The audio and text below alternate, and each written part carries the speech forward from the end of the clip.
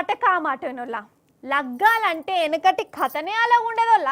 పెండ్లైపోయి అప్పగింతలు ఒడిచిపోయినాక పెండ్లి పిల్లను అత్తగారింటికి ఎడ్ల బండ్లలో దోలుకపోయేటోళ్ళు పిల్లగానోళ్ళు.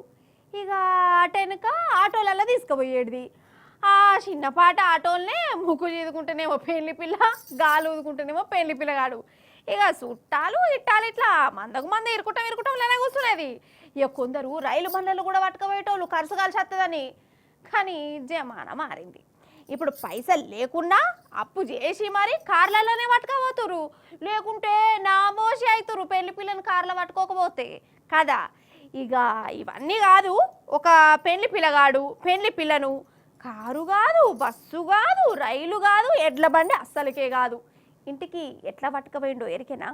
చూడురి మంచిగా ఎట్లా పట్టుకపోయిండో. మనం చిన్నప్పుడు చదువుకున్న చందమామ కథలా ఒక రాజకుమారుడికి రోజు కలలు కచ్చే రాజకుమారుడు ఒకసారి నిజంగానే తెల్లని రెక్కల గుర్రంలు వచ్చి ఆమె రాజ్యాన్ని పట్టుకపోతాడు కదా. సేమ్ అట్లనే ఒక పెళ్లి కొడుకు కూడా చేసిండోలా. కథలల్లా రెక్కల గుర్రంలో పట్టుకపోతే బయట ఇగోగి గాలిమోటల భార్యని ఇంటికి పట్టుకపోయిండు.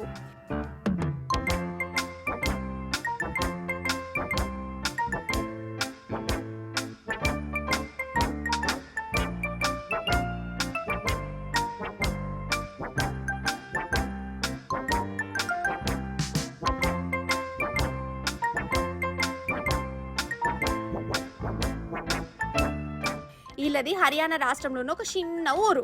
అయితే పెళ్లి పిల్లగానికి ఒక కాయిష్ ఉండేదట.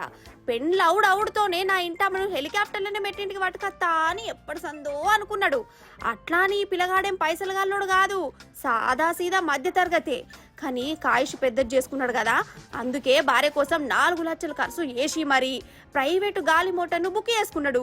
లగ్గం చేసుకున్నాక ఇగో ఆమెను ఇదే గాలి మోటార్లో కూసబెట్టి ఇంటికి పట్టుకచ్చుకున్నాడు.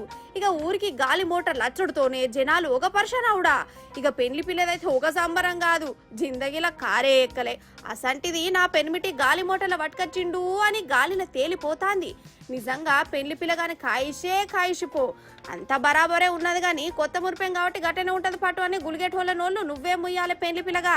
కొత్త మురిపమైనా ఏడాదినాకైనా ఇంటా మీద చూయించే పాయరంలో ఫరక్ రానియకు, అటెనక ఇజ్జత్ దియ్యకు అని సుటపోలు చెవుల శుద్ధులు చెప్తురట.